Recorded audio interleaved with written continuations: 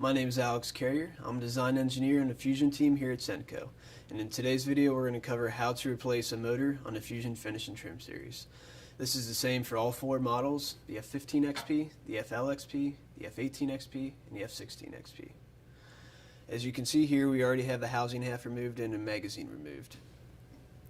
Prior to doing any motor swap, make sure you put the tool in maintenance mode. If the tool will not go in maintenance mode, depressurize prior to doing this change. As you can see, we already have our housing half taken off and the magazine removed. Please reference our previous videos for more details on how to do this. The first step is to grab your wire cutters and remove the motor terminals. We don't want to cut the motor terminals, we just want to slide them off. Use this as a pry to push against the motor in the terminal. Pull the tool chassis out of the housing. This will expose the 3mm dowel pins that connect the motor to the gearbox. We're going to tap these dowel pins out, and that will allow us to disconnect the motor from the gearbox.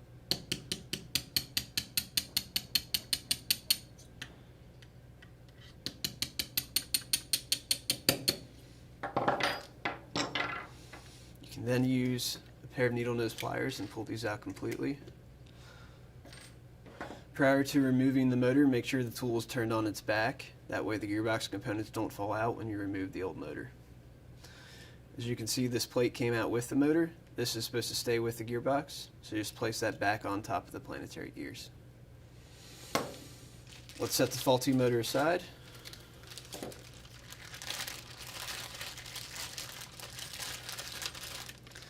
And grab our new motor.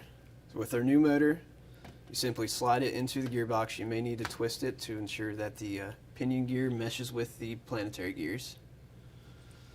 And then grab your 3mm pins and tap them in place to secure the connection between the gearbox and the motor.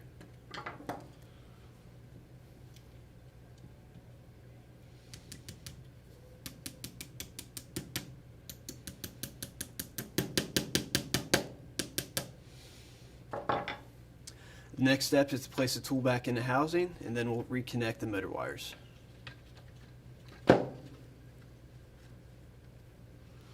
While you're doing this, make sure the other wires in the tool did not get out of position. If they did, put them back.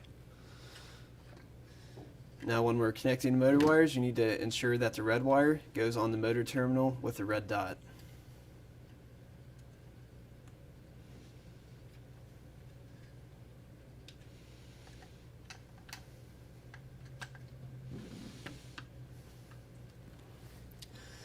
The final step is to reattach the housing.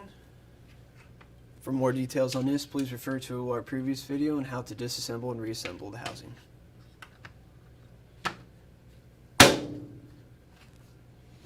Using your T20 Torx wrench, tighten all 9 screws. Now that the housing is installed, we need to reset the driver so it's in the up position, and then do a test drive to verify the motor's working. Let's install the battery. You can either leave the magazine on or off at this point. Now that the driver's up, let's attach the magazine. Insert our fasteners.